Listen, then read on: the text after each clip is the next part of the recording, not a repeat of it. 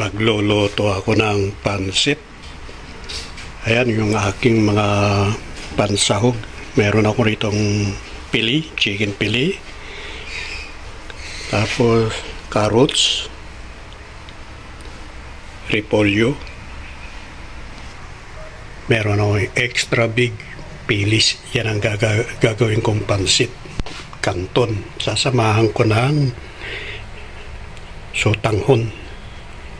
Ayan ang almusal, merienda pa. Kaya magluluto tayo ng merienda, almusal. Ayan mga kaibigan. Kung bago kayo lang sa aking YouTube channel, mag-subscribe na muna upang updated kayo sa ating mga videos.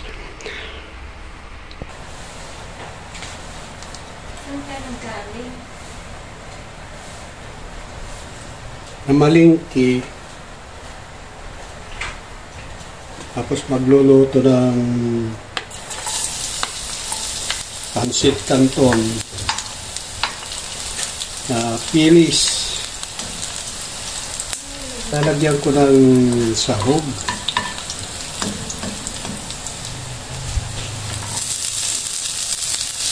Yung pansit canton. Lalagyan natin ng mga sahog. Ito ordinary lang. Mayroon na siyang ingredient dyan sa loob itong pilis. Kaya lang, mas masarap kapag lagyan natin ng sahog. Sige, din natin ilalagay na ang sahog.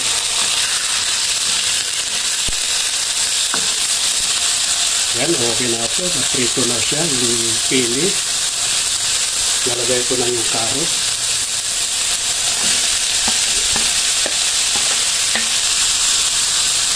Lagyan ko na ng isang mug na tubig. Lagyan natin ng konting pampasarap, magic sarap. Oops, okay na yan. Para magkalasa yung ating niluluto. Ito siya, meron siyang mga ingredients sa loob, yung pilis.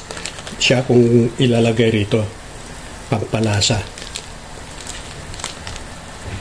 Lagay na natin yung repolyo.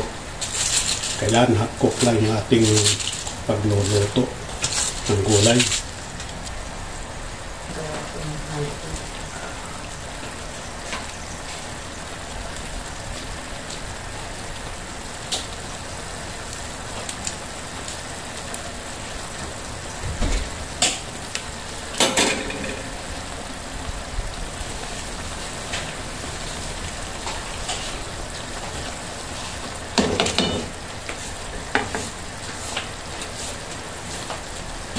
Dagdagan natin ang konting tuyo niya para kasi nilagyan ko ng sabaw.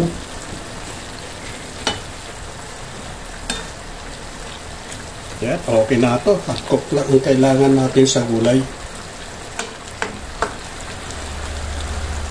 Hanguin ko muna ito.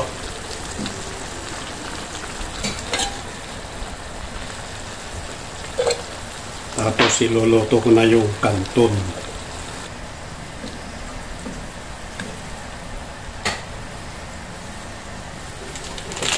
Canton, yan yung nakapat. Diretso na yan. Yan.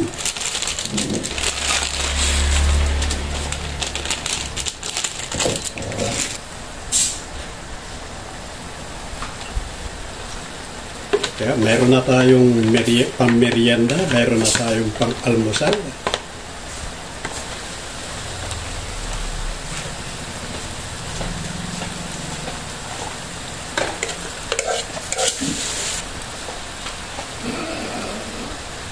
Napapangiti si Commander. Commander Alibas. Bas. Oh, okay na yung merienda. Almusal pa. Oh.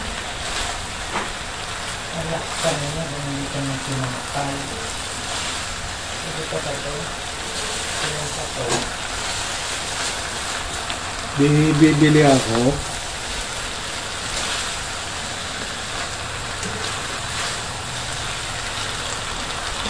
approve na ito. Mayroon na tayong merienda, almusal. Ayan, oh. yung pilis na pancit canton. Okay na ito. Oh. Ginawa ko ng remedyo para may sahog yung pilis. Gawa tayo ng merienda at almusal na. Okay na, approve na ito mga kaibigan. Tayo na tayo.